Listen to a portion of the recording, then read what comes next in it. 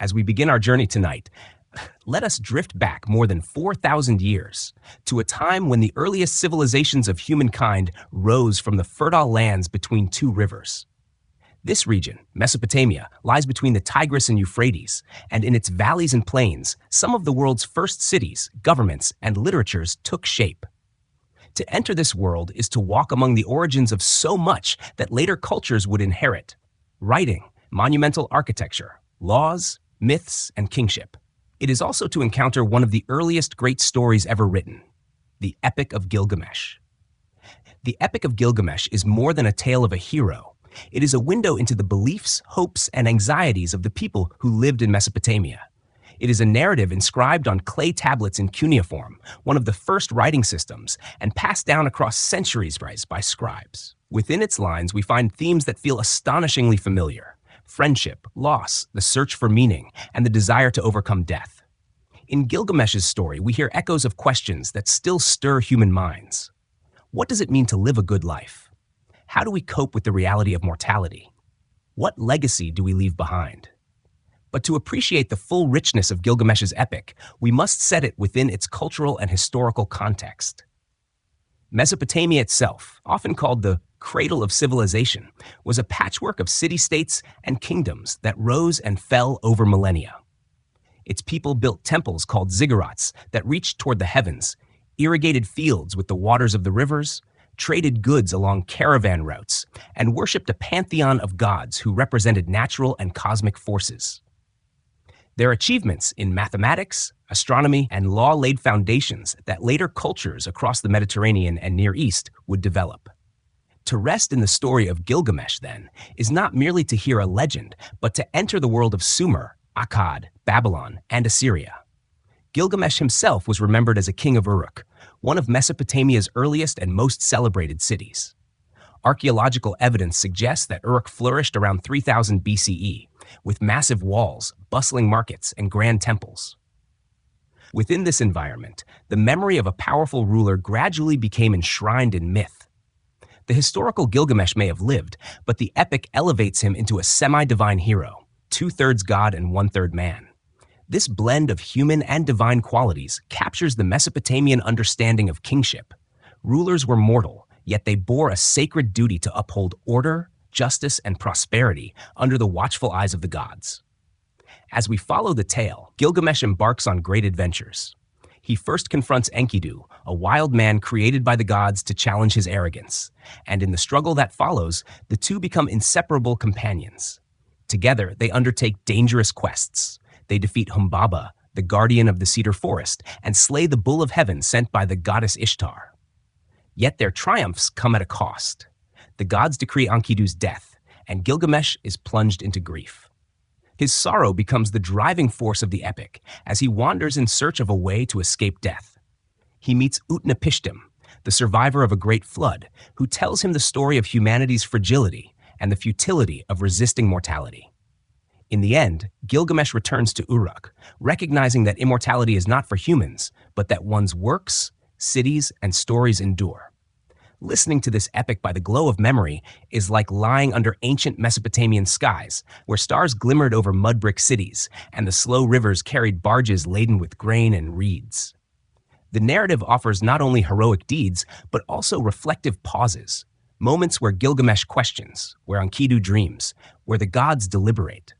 These pauses invite us to breathe, to reflect, and to sense the rhythm of life as Mesopotamians experienced it. For modern readers and listeners, the Epic of Gilgamesh connects us to the deep roots of human expression. It is older than Homer's Iliad and Odyssey, older than the Hebrew Bible's earliest texts, older than the myths of Greece and Rome. Yet in its age, it carries a freshness of insight, the fragility of life, the beauty of friendship, and the wisdom found in accepting human limits. It reminds us that even the earliest civilizations wrestled with the same questions that stir us before sleep, when our minds wander across the boundaries of time and mortality. Our exploration tonight will unfold in gentle stages. We will begin with the land and people of Mesopotamia, situating Gilgamesh's story in the cultural soil that nourished it. We will then follow the historical development of Uruk, the city that claimed Gilgamesh as king, before moving into the details of the epic itself, its characters, its adventures, its themes. Along the way, we will also trace the history of Mesopotamian civilization, from Sumerian beginnings through Akkadian expansion, Babylonian scholarship, and Assyrian power, until we arrive at the legacy left behind. This journey is not rushed. It is meant to be absorbed slowly, like the soft flow of the Euphrates past fields of grain. Each chapter will invite you to imagine the landscapes of Mesopotamia, the palm groves, the bustling markets, the towering ziggurats, and the silent deserts stretching beyond the rivers. Each chapter will also guide you gently into reflection, allowing history to ease your mind toward rest. For this is not history as a sequence of battles and dates, but as a tapestry of human striving, woven with myth, culture, and memory. So let us settle in, allowing our thoughts to move calmly across the centuries. As the night deepens, we will hear the story of Gilgamesh and the world that gave rise to him, a world of gods and kings, temples and rivers, courage and grief. And as we drift with the current of this tale, we may find ourselves reflecting not only on ancient Mesopotamia, but also on our own lives, our own friendships, and the stories we carry forward into the future. Mesopotamia, often called the Cradle of Civilization, is the place where humanity first began to build the complex societies that would shape the course of history. The name itself, derived from Greek, means the land between rivers, referring to the fertile region that lay between the Tigris and Euphrates. These two waterways, flowing from the mountains of modern-day Turkey through present-day Iraq and into the Persian Gulf, created a corridor of life in an otherwise arid landscape. When the rivers flooded, they deposited rich silt on the surrounding plains, and in that soil, the seeds of civilization quite literally took root. The earliest evidence of human settlement in Mesopotamia goes back to the Neolithic period, when small farming communities began to cluster near the rivers. By 4000 BCE, these communities had grown into towns, and some of those towns had begun to transform into cities. With cities came new demands: irrigation canals to control the rivers, walls to defend against rival groups, temples to honor the gods, and systems of writing to record the flow of trade and taxation. In these ways, Mesopotamia became the stage where human ingenuity first created organized states. The land itself shaped the lives of the people. Summers were hot and dry, while winters could bring sudden rains and flooding. Farmers learned to dig canals, build levees, and construct reservoirs to manage the waters. Barley became the staple crop, baked into bread or brewed into beer. Date palms grew in groves, their fruit eaten fresh or dried, their trunks used for timber. Sheep and goats grazed along the edges of fields, providing wool, milk, and meat. In the markets of early cities, clay jars of oil, baskets of grain, and bundles of reeds exchanged hands. The rhythm of life followed the cycles of the rivers, binding the people to the land in a pattern of dependence and resilience. But Mesopotamia was not only about survival, it was about creativity and belief. The earliest inhabitants saw the world as animated by powerful gods who governed natural forces. The sun god, the storm god, the goddess of love and war, the god of the underworld, all held sway over different aspects of existence. Temples, known as ziggurats, were built as bridges between heaven and earth, rising above the flat landscape in tiers of mud brick. Priests offered sacrifices of animals, food, and incense, seeking the favor of divine beings who could bring prosperity or disaster. It was in this setting that writing first appeared. Around 3200 BCE, scribes in the city of Uruk developed cuneiform, a script made by pressing reed styluses into wet clay tablets. At first, it recorded simple transactions: numbers of sheep, measures of grain, lists of goods. Over time, writing expanded to include myths, hymns, laws, and even the earliest literature. Cuneiform would endure for more than 3,000 years, used by Sumerians, Akkadians, Babylonians, and Assyrians alike. The Epic of Gilgamesh itself was preserved in cuneiform, carved into tablets that survived in libraries of kings. The cities of Mesopotamia were diverse and dynamic. Uruk, Lagash, Kish, Nippur, each rose to prominence in different times, competing for power and prestige. Kingship became the organizing principle of political life, with rulers claiming divine favor as the basis of their authority. They built monumental palaces, commanded armies, and patronized the construction of temples. Law codes, such as that of Hammurabi centuries later, sought to establish order and justice. reflecting the need for stability in societies of increasing complexity. To imagine daily life in Mesopotamia is to picture a bustling city street, narrow alleys lined with mud brick houses, smoke rising from ovens where bread baked, children playing with clay toys, merchants weighing silver on balances, and scribes scratching records onto tablets. In the distance, the ziggurat towers above, its steps filled with worshippers carrying offerings. Farmers arrive from the countryside with carts of produce, while craftsmen sell pottery, textiles, and metal tools. Soldiers patrol the gates, watching for threats from rival city-states or wandering tribes.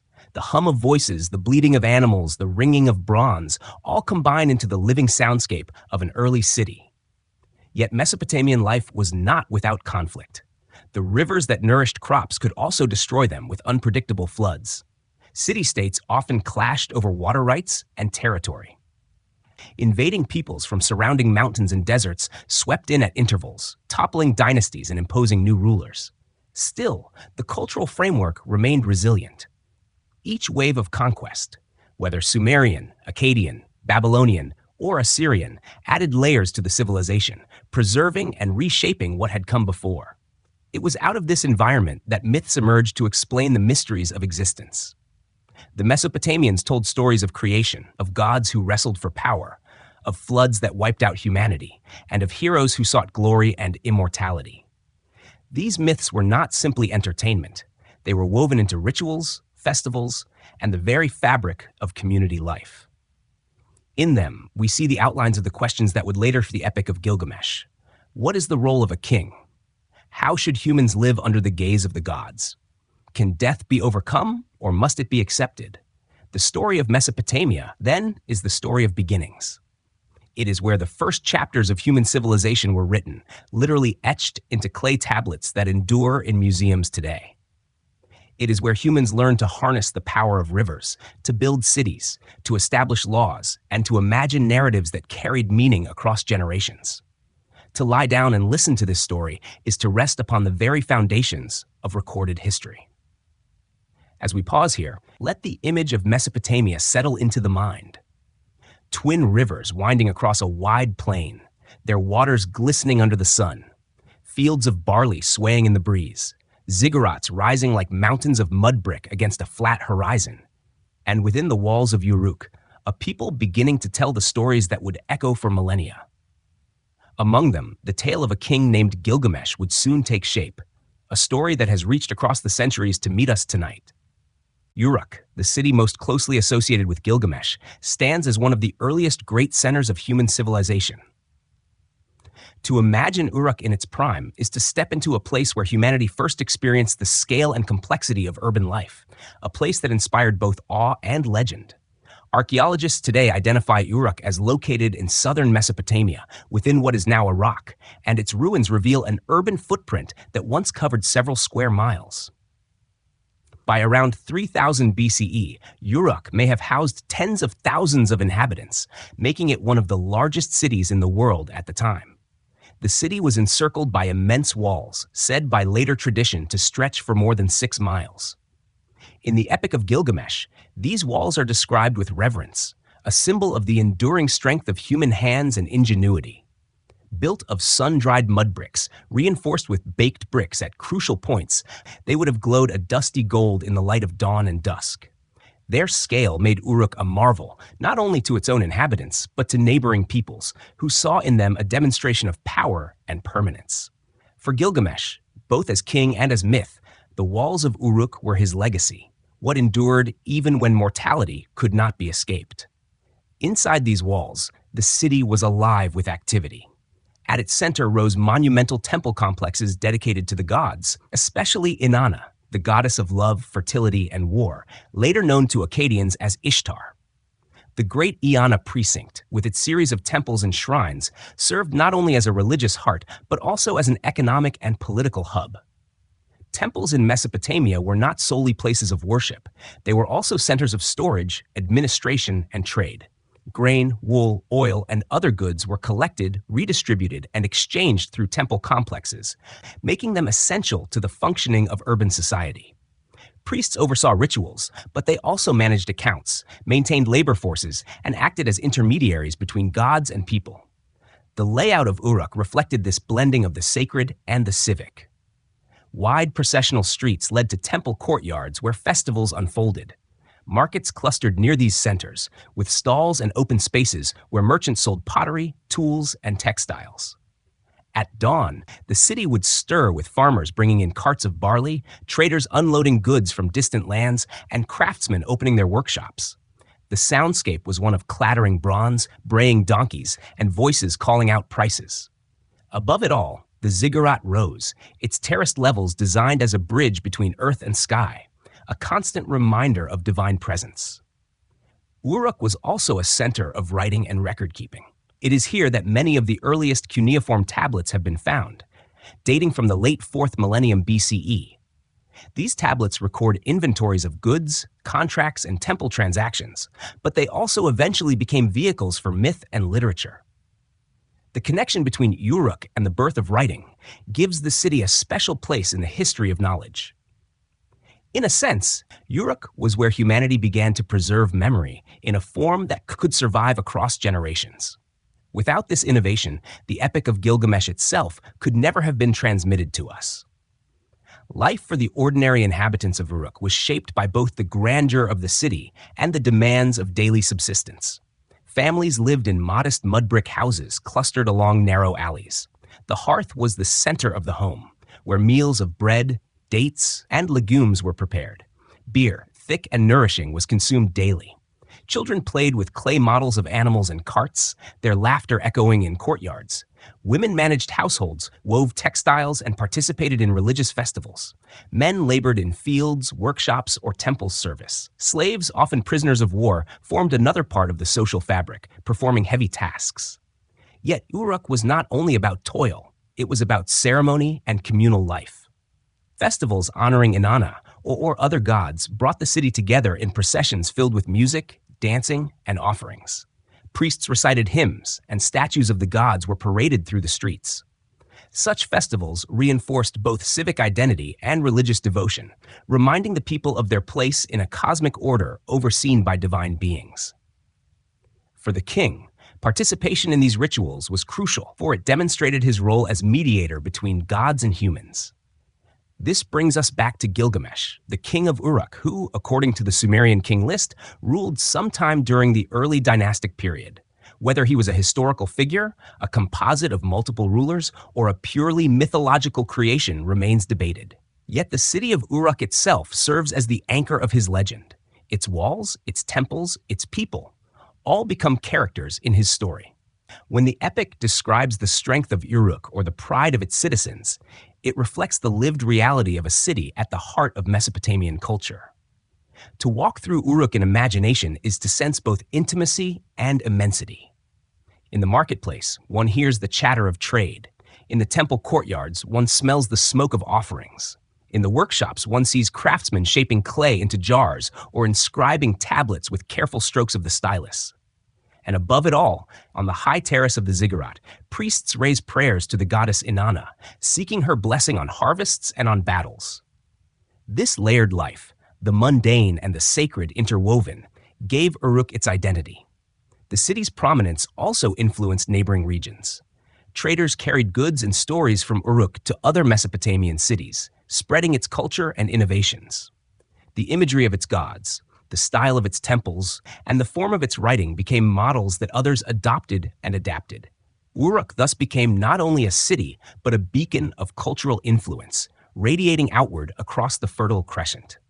As we drift away from this glimpse of Uruk, let us carry with us the image of its shining walls and its bustling life. For Gilgamesh, the walls represented permanence, a defense against the chaos beyond. For us, they represent the endurance of human creativity, the first stones laid in the long path of urban civilization. Within those walls, the seeds of myth were sown, and from them grew the tale that still carries his name. When we speak of Gilgamesh, we encounter a figure balanced delicately between the realms of history and myth. On one hand, he appears in the Sumerian king list, a text compiled in the early centuries of Mesopotamian history, where his reign is noted in Uruk sometime around 2700 BCE. On the other hand, he is remembered in the great literary cycle as a hero who is two-thirds divine and one-third human, a man of immense strength who wrestles with gods and monsters, and who seeks to transcend the limits of mortality. To understand Gilgamesh is to dwell within this space where archaeology and epic poetry meet, where fact and story are woven into a seamless tapestry of cultural memory. The Sumerian king list presents Gilgamesh as a real ruler, the fifth king of Uruk in the first dynasty after the Great Flood. His reign, like those of other early kings, was remembered in exaggerated form, with reign lengths measured in fantastical years. Yet the mention of Gilgamesh suggests that behind the legend there was once a historical figure, a leader whose actions, whether grand or cruel, left such a mark on his people that memory of him persisted for centuries. Archaeologists have uncovered inscriptions and fragments that refer to Gilgamesh, strengthening the possibility of his historicity. Still, the evidence remains elusive, as often happens with figures from the deep past. Over time, the stories told about Gilgamesh began to grow. Oral traditions, passed down by singers, priests, and storytellers, elevated him beyond the sphere of mortal kingship. His image took on divine qualities, portraying him as part god, a protector of Uruk whose strength was unmatched. This blending of mortal and divine is not unusual in Mesopotamian thought. Kingship itself was seen as sacred, a role sanctioned by the gods and sustained by rituals. In Gilgamesh, we see the culmination of this idea, a ruler who embodies both the frailty of humanity and the enduring force of the divine. The epic that bears his name reveals this duality in full. In its earliest Sumerian versions, fragments tell of Gilgamesh as a warrior king, battling monsters and seeking fame. Later, during the Akkadian period, these stories were woven together into the grander narrative we now call the Epic of Gilgamesh. By the time of the Assyrian king Ashurbanipal in the 7th century BCE, scribes had copied the epic into a 12-tablet version preserved in his library at Nineveh. It is through these tablets, unearthed in the 19th century by archaeologists, that the world rediscovered Gilgamesh, bringing his story back into modern awareness after millennia of silence. To view Gilgamesh as both historical and legendary is to recognize how ancient peoples shaped memory. The citizens of Uruk likely remembered a strong ruler, perhaps one who built or expanded the city's famous walls, who fought wars and brought prosperity.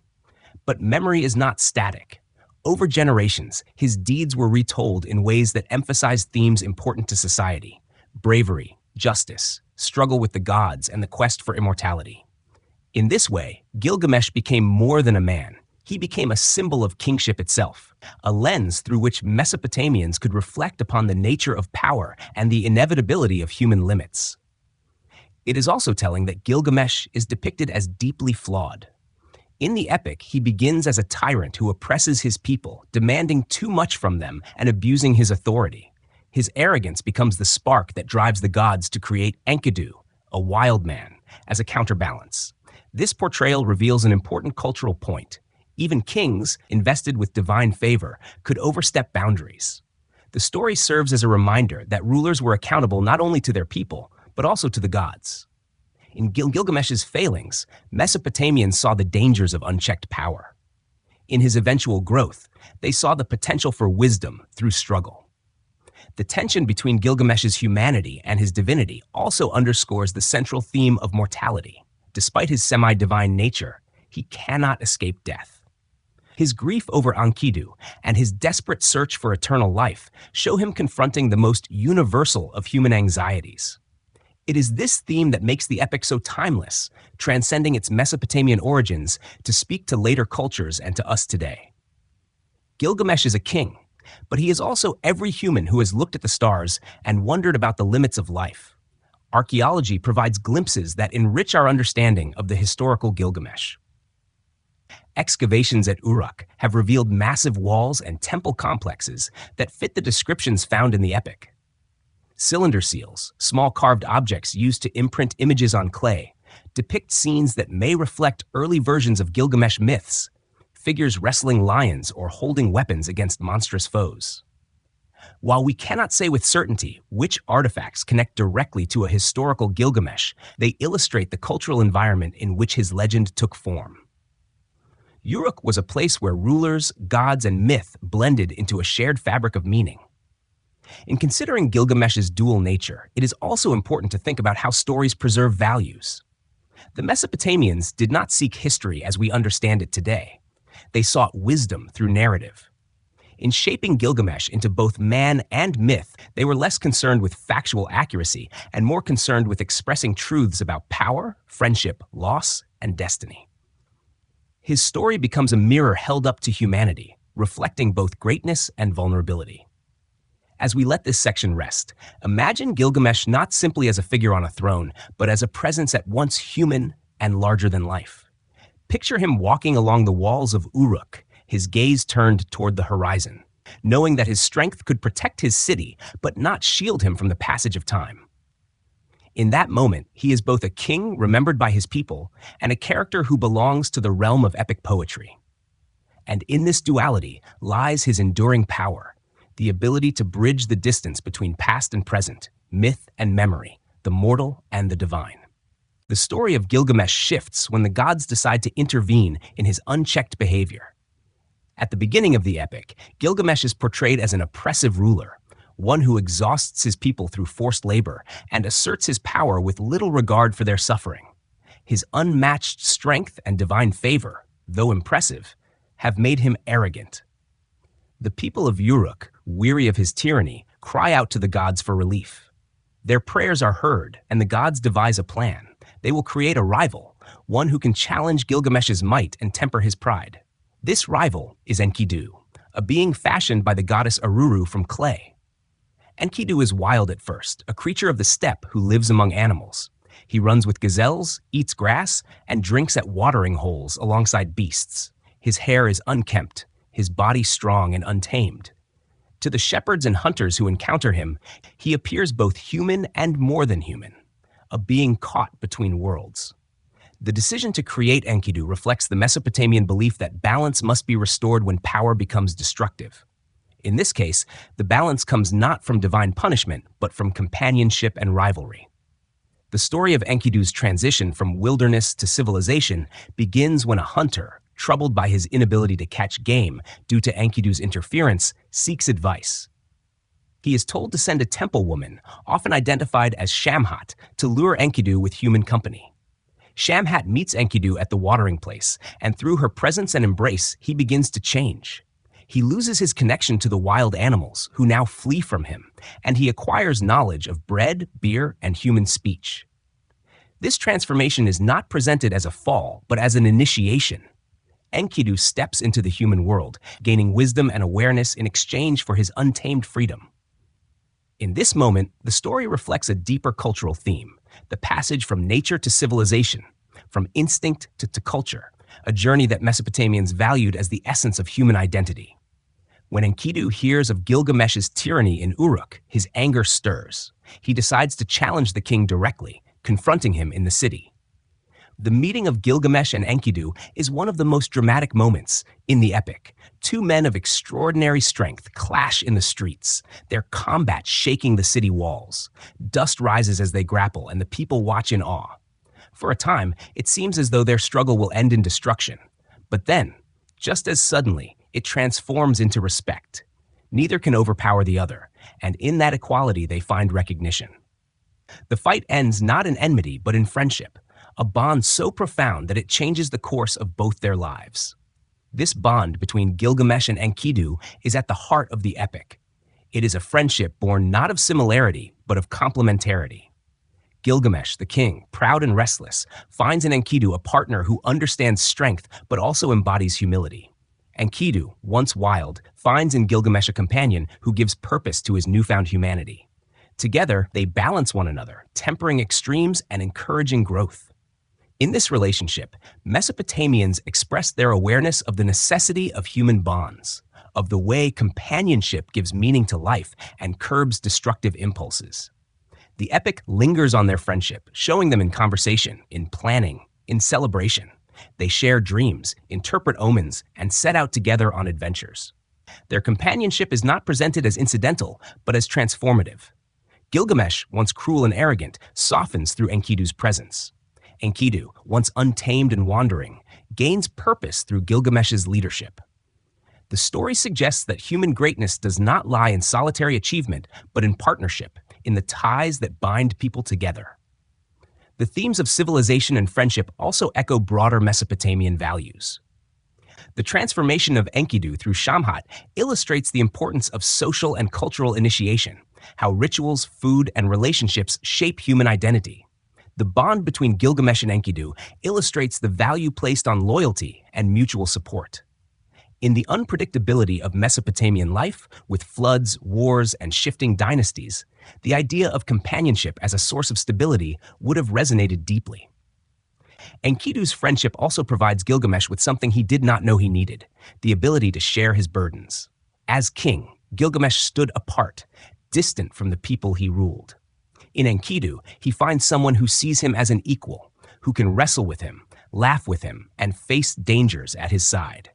The epic captures moments of joy as well as of struggle, feasts shared, journeys undertaken, victories celebrated. In this way, the narrative slows, allowing listeners and readers to rest in the warmth of companionship, to recognize themselves in the bonds that connect lives together. It is important to notice that the gods, who first created Enkidu as a counterbalance, do not end their involvement once the friendship is formed. Their presence remains, shaping the path the two companions will take. The adventures that follow, their confrontation with Humbaba and the Bull of Heaven, are as much tests of divine order as they are of personal courage. But without the bond between Gilgamesh and Enkidu, those adventures would not have been possible. The gods, by creating rivalry, ended up creating harmony, an ironic but profound lesson woven into the tale. As we pause here, let us picture Gilgamesh and Enkidu side by side, the dust of their initial battle still settling around them, their hands clasped not in combat but in trust. Around them, the city of Uruk watches in relief and wonder. For the people, this friendship means that their king has changed. For Gilgamesh, it means he has gained the brother he never knew he needed. In this moment of stillness, we see the essence of the epic, the recognition that human life, even when filled with power and ambition, finds its truest meaning in bonds of companionship. With their friendship firmly forged, Gilgamesh and Enkidu soon turn their eyes toward adventure. It is not enough for Gilgamesh simply to rule within the walls of Uruk. His restless spirit, now joined by Enkidu's strength, longs for deeds that will echo beyond their lifetimes. The first great challenge they undertake together is the journey to the cedar forest, a vast and sacred grove guarded by the fearsome giant Humbaba. Later, their courage will be tested again when they face the Bull of Heaven, a divine beast sent by the goddess Ishtar herself. These stories of confrontation are not merely about triumph over monsters. They are meditations on human ambition, divine will, and the fragile balance between glory and hubris. The decision to journey to the cedar forest begins with Gilgamesh's desire to carve a name for himself that will last through the ages. He tells Enkidu that life is short, and only through deeds of renown can men achieve immortality of memory. Humbaba, the appointed guardian of the forest by the god Enlil, becomes the target of this ambition. The forest, filled with immense cedar trees, represents not only natural wealth, but also the domain of the gods, a realm humans are forbidden to enter. By choosing to confront Humbaba, Gilgamesh and Enkidu symbolically challenge both the natural order and divine authority. The journey itself is marked by omens and dreams. Each night, Gilgamesh dreams of great mountains falling or of fiery storms. And each morning, Enkidu interprets these signs in a favorable light, assuring his friend that the gods will grant them victory. These dream sequences slow the pace of the story, allowing space for reflection on fate and divine guidance. The companionship of the two heroes deepens here.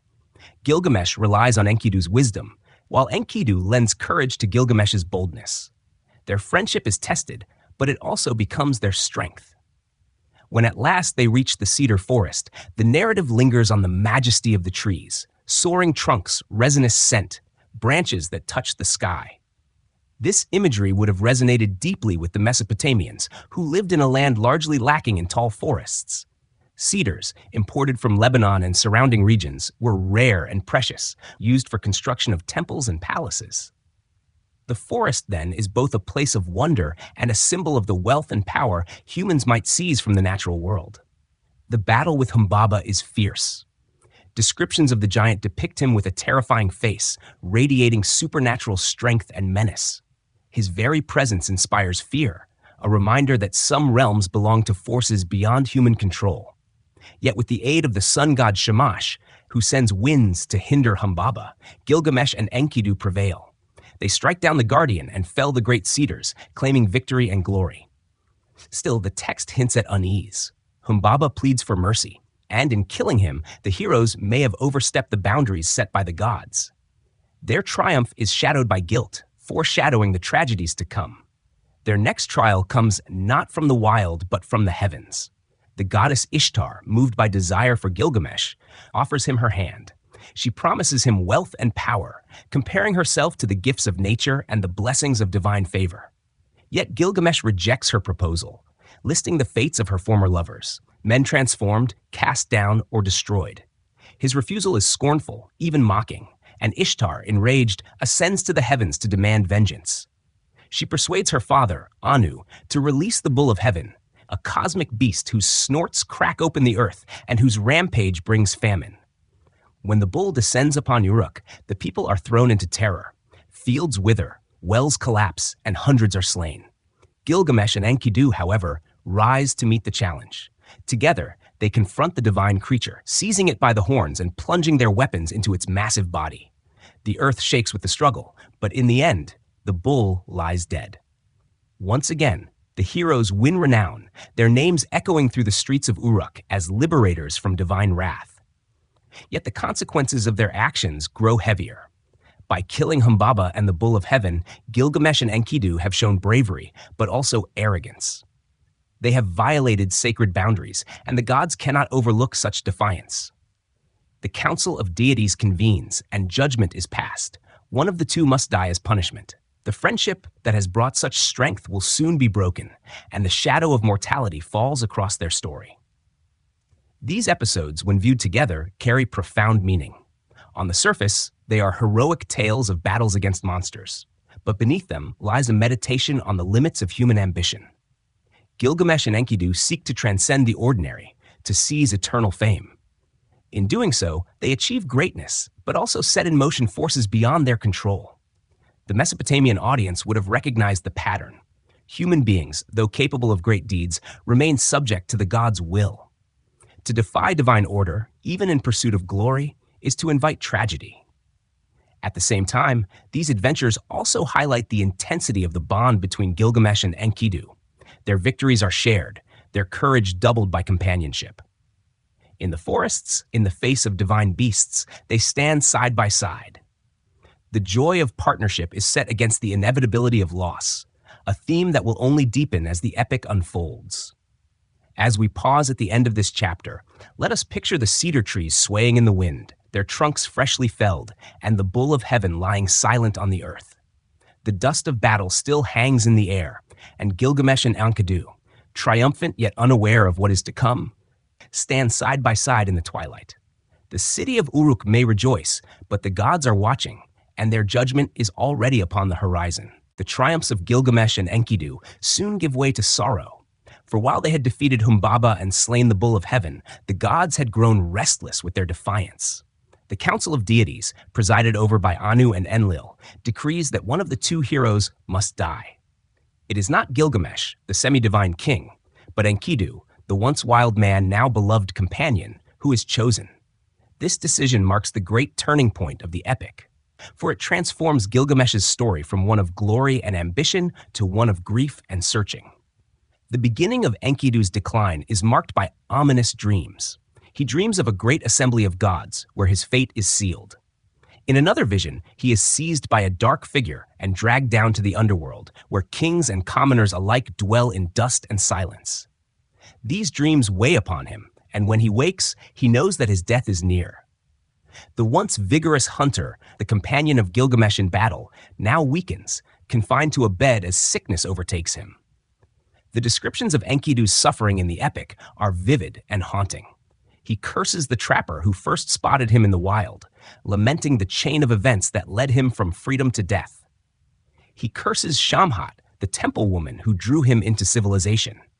But soon the god Shamash intervenes, reminding him of the gifts he has received: friendship, wisdom, the love of human community. Enkidu softens, retracting his curses, and blesses Shamhat for introducing him to Gilgamesh. In this moment, we see the complexity of Mesopotamian thought. Life is filled with hardship, but it is also filled with meaning gained through companionship and shared experience. As his final days pass, Gilgamesh remains at Enkidu's side. He watches with helpless sorrow as his friend slips away, unable to prevent the decree of the gods. When Enkidu dies, Gilgamesh's grief bursts forth with an intensity that defines the rest of the epic. He mourns not only the loss of a companion, but the shattering realization of human mortality. For if death could claim Enkidu, strong and beloved, then death could claim anyone, even Gilgamesh himself. The funeral rites described in the epic are filled with detail that reflects Mesopotamian customs. Gilgamesh orders artisans to craft statues, precious offerings of gold, silver, and lapis lazuli. The people of Uruk mourn Enkidu as though a prince has died, for through his friendship with Gilgamesh, he had become part of the city's heart. Ritual laments are sung, tears flow, and sacrifices are made to the gods. Gilgamesh himself refuses consolation, covering himself in dust and wearing the skin of an animal in his grief. His sorrow is raw. His cries echo through the city, like those of a bereaved brother. It is here that the epic's central theme emerges most clearly: the inevitability of death and the human struggle to confront it. Gilgamesh, once so confident in his power, is shaken to his core. His lament over Enkidu is not just for a friend, but for the realization that all human endeavors, no matter how great, are bound by mortality. This truth becomes the fuel for his next quest, the search for immortality. But in the immediate aftermath, it is grief that dominates his spirit. The loss of Enkidu also highlights the power of friendship.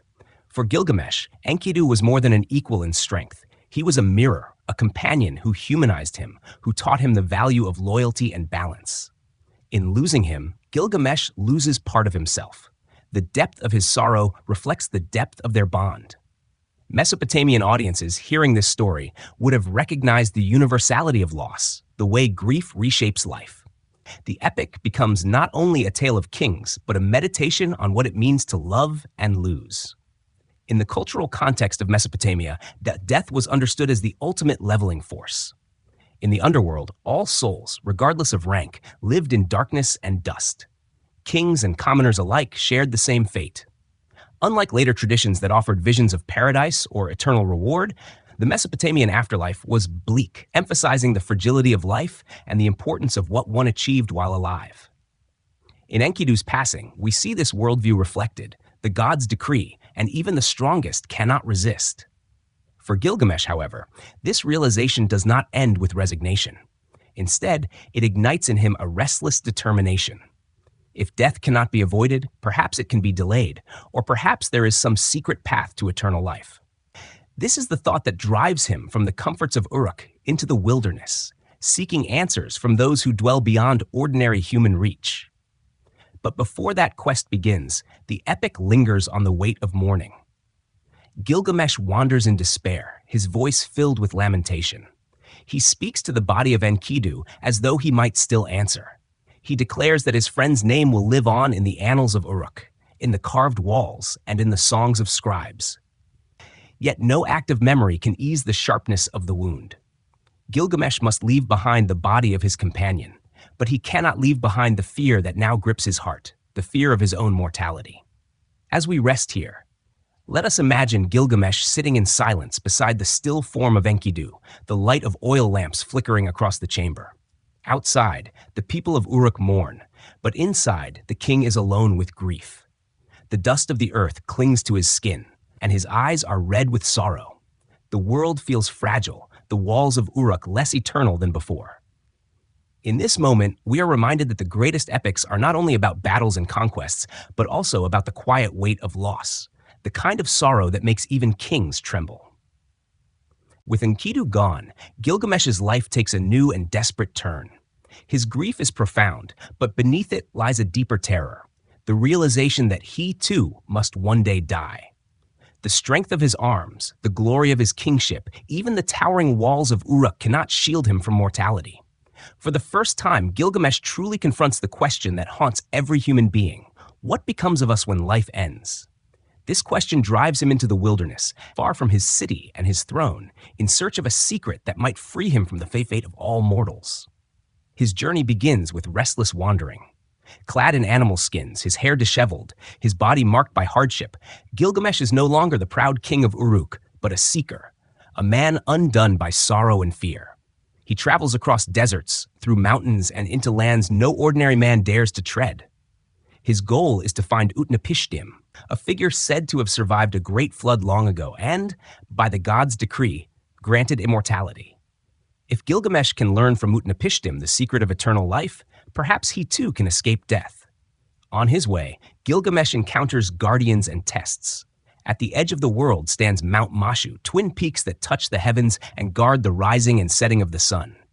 At its gates stand scorpion men, half human and half beast, their eyes blazing with fire. Their presence terrifies Gilgamesh, yet he does not falter. They question his purpose, and though they warn him of the dangers ahead, they allow him passage, impressed by his determination. This moment is symbolic. To confront death, one must first face terror without turning away. Beyond Mount Mashu lies a path of darkness, a tunnel where the sun itself travels at night. For 12 leagues, Gilgamesh stumbles in complete blackness, until finally, light returns, and he emerges into a garden filled with radiant jewels, trees bearing fruit of lapis lazuli, carnelian, and pearls.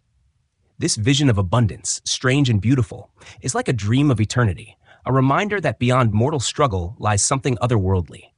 Yet even this wondrous garden cannot provide what he seeks. It is only a stage along the way. Here Gilgamesh meets Siduri, a wise woman who tends a tavern by the edge of the sea. Siduri offers counsel that contrasts sharply with his quest. She tells him that immortality is reserved for the gods, and that humans should find joy in the simple pleasures of life, eating, drinking, cherishing family, and celebrating the fleeting beauty of the world. This, she says, is the lot of mankind. But Gilgamesh, still consumed by grief and fear, cannot accept this advice. He presses on, refusing to surrender his hope for something more. To reach Utnapishtim, Gilgamesh must cross the waters of death, a sea that no ordinary man can navigate. Urshanabi, the ferryman of Utnapishtim, agrees to help him after Gilgamesh proves his resolve. They build poles to push the boat across, avoiding contact with the deadly waters. The imagery here emphasizes how perilous the search for immortality is, an endeavor fraught with dangers not just of body, but of spirit. Yet Gilgamesh persists, his will stronger than his weariness. When at last he reaches Utnapishtim, the survivor of the flood, Gilgamesh pours out his story, his grief for Enkidu, his fear of death, his desire to know the secret of eternal life. Utnapishtim listens and then recounts his own tale, one of the oldest myths in the world, the story of a great deluge. In this account, the gods once resolved to destroy humanity with a flood, but Ea, a god of wisdom, warned Utnapishtim, instructing him to build a great boat. He gathered his family, animals, and possessions, and when the waters came, they swept away all others. For 6 days and nights the flood raged, until at last it subsided, and his boat came to rest upon a mountain. The gods, moved by his survival and the scale of the destruction, granted him and his wife immortality. For Gilgamesh, this story is both awe-inspiring and crushing. It confirms that eternal life is not something mortals can achieve through effort or courage. It was a unique gift, given once, never to be repeated. Utnapishtim tells Gilgamesh plainly, the life you seek, you will not find. The hero who faced Humbaba and the Bull of Heaven must now face a harder truth. Immortality lies beyond human reach. Yet before he sends him away, Utnapishtim offers Gilgamesh a test. If he can stay awake for 6 days and 7 nights, he may prove worthy of something more. Exhausted, Gilgamesh fails almost immediately, falling into sleep. Bread is placed before him each day as he slumbers, and when he awakes, he sees the loaves lined up in decay, proof of his weakness. Once again, the message is clear. Humans are bound by limits, by the need for rest, by the inevitability of decline. Though denied immortality, Gilgamesh is given one final chance. Utnapishtim's wife persuades her husband to reveal to Gilgamesh the existence of a plant that grows at the bottom of the sea, a plant that can restore youth. With determination, Gilgamesh dives into the depths and retrieves it. Hope rises in his heart, if not eternal life, then perhaps renewed strength. But as he journeys home, he stops to bathe, and a serpent steals the plant away, shedding its skin as it slithers off. The gift is lost, and Gilgamesh is left with nothing but the realization that his quest has ended in failure. This moment is poignant, for it captures the essence of the epic's wisdom. The search for immortality cannot succeed, yet the journey itself transforms Gilgamesh. He returns to Uruk not as the arrogant king he once was, nor as the broken mourner who fled into the wilderness, but as a man who has glimpsed the truth. Mortality is inevitable, but what endures are the works one leaves behind, the walls of Uruk, the stories sung by scribes, the bonds of community and friendship. As we close this section, let us imagine Gilgamesh standing once more at the gates of his city, gazing upon its massive walls. He has not conquered death, but he has come to understand life. The cedar forests, the bull of heaven, the serpent that stole his hope, all are behind him now. Before him lies Uruk, its people, its temples, its stories. He has found no secret path to eternity, but in embracing his humanity, he has discovered something just as enduring, the meaning of a life well lived. To understand the Epic of Gilgamesh fully, we must also turn our attention to the broader civilization that gave birth to it. Mesopotamia was not only the setting of one story, but the stage for some of humanity's most significant achievements. Across thousands of years, empires rose and fell in the land between the Tigris and Euphrates, leaving behind laws, temples, literature, and scientific knowledge that influenced cultures far beyond their borders. As we reflect on Gilgamesh's personal journey, it is equally important to appreciate the civilization that preserved his memory and gave him meaning. The earliest great culture of Mesopotamia was that of the Sumerians, who developed city-states such as Uruk, Lagash, and Eridu. Each city was independent, with its own patron deity, temple complex, and ruling king or priest-king. Around 3000 BCE, Sumerians had already developed irrigation systems, complex social structures, and the earliest known writing system, cuneiform. This invention revolutionized human history. What began as marks for keeping accounts of grain and livestock evolved into a script capable of expressing myths, hymns, laws, and epics.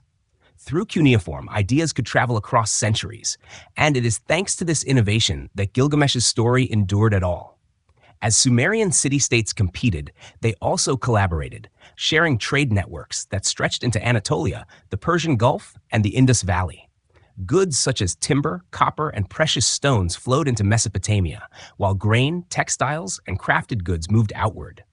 This exchange not only supported economic life, but also enriched cultural identity. Along with trade came new ideas, weaving Mesopotamian beliefs and customs into a tapestry connected with distant lands. Around the 24th century BCE, Sumer was unified under the Akkadian Empire, founded by Sargon of Akkad.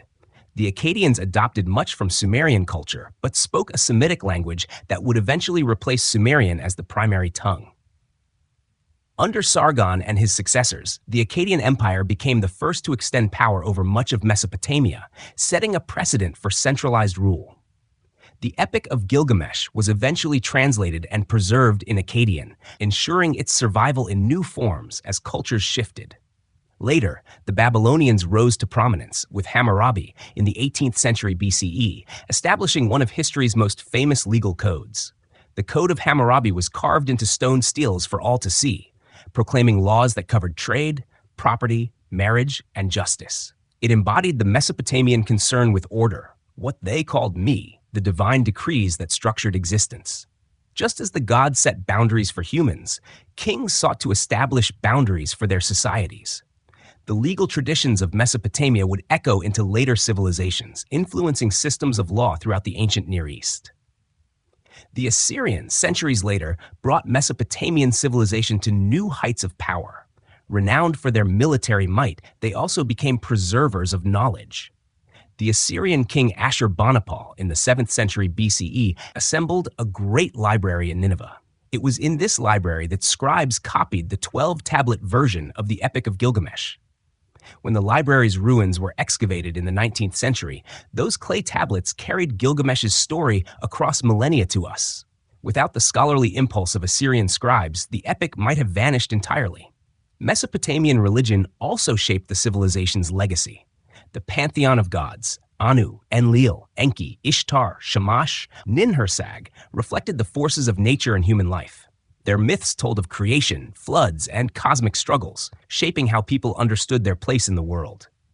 Temples and ziggurats dominated city skylines, acting as centers of both worship and administration. Rituals reinforced the bond between people and their deities, ensuring fertility of fields, protection from enemies, and cosmic balance. The Epic of Gilgamesh fits within this worldview, portraying gods who both guide and limit humanity, embodying the mystery of existence itself. Daily life in Mesopotamia reveals how deeply structured and vibrant this civilization was. Farmers cultivated barley and dates, using advanced irrigation to support large populations. Artisans crafted intricate jewelry, pottery, and cylinder seals that bore miniature artworks. Scribes spent years mastering the complexities of cuneiform, a skill that elevated them into an elite social class. Markets bustled with exchange, taverns provided social spaces, and families gathered in mud brick homes built around courtyards. Children played with clay toys, while adults observed festivals filled with music and dance. The civilization was not just about kings and conquests, but also about the rhythms of ordinary life.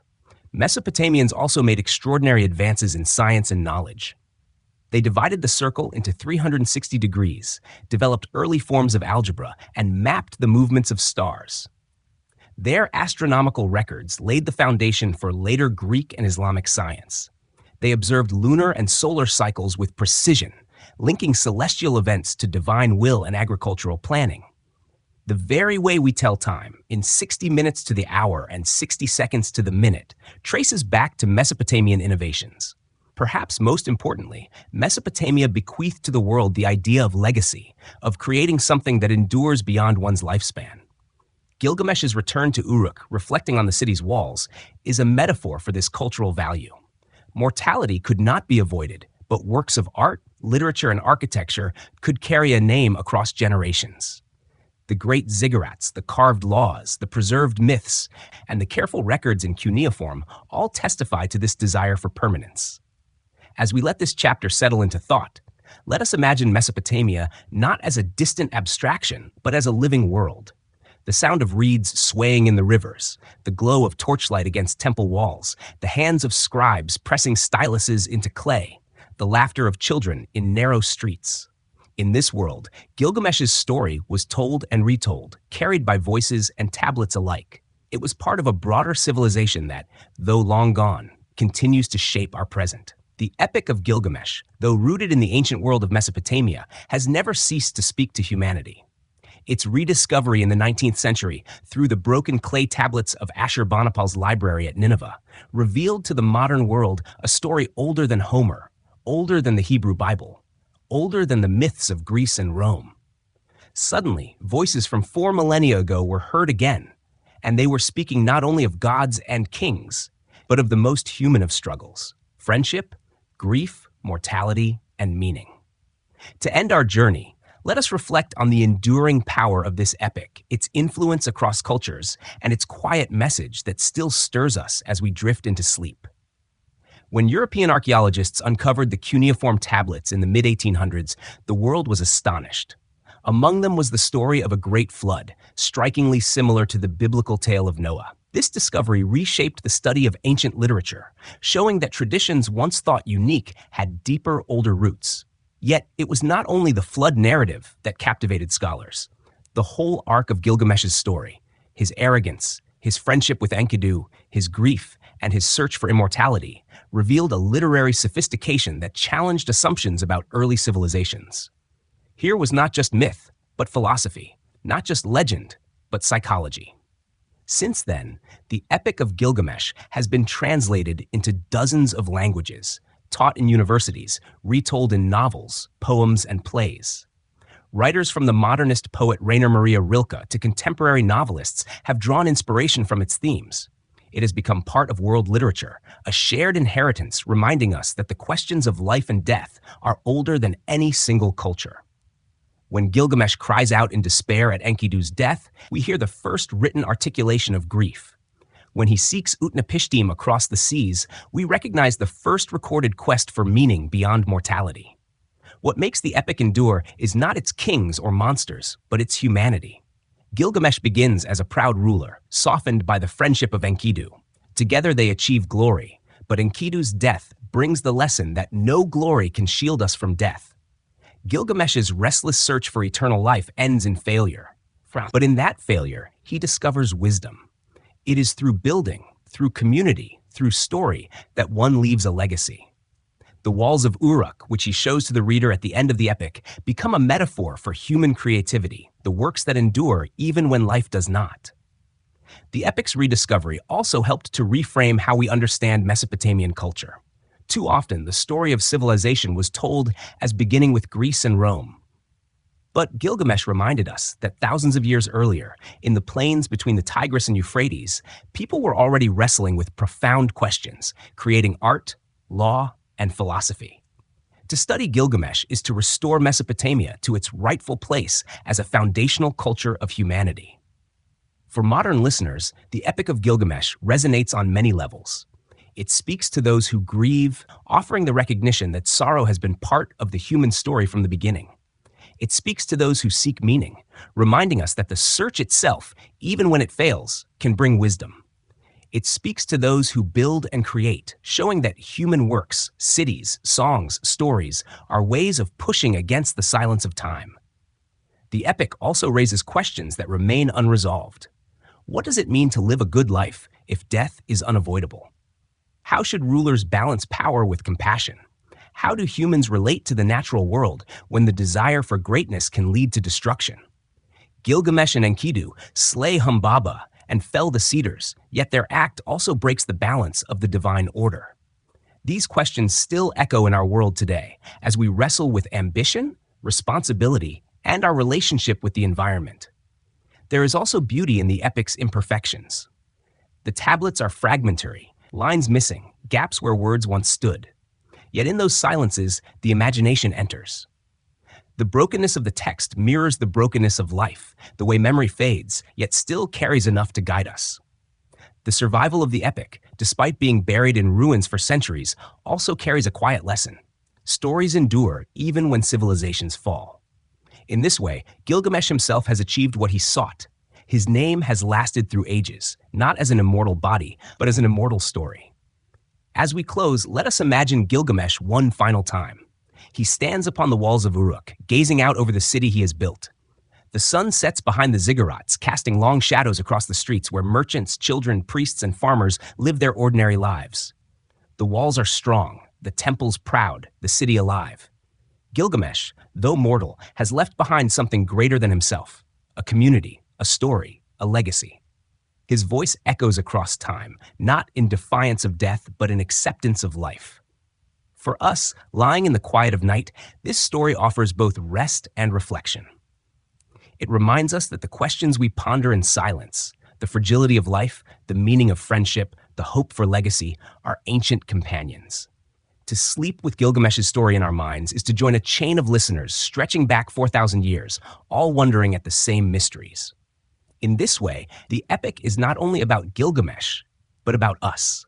And so, as the night deepens, may the tale of Gilgamesh settle over us like the dust of ancient Mesopotamia, soft, timeless, and enduring.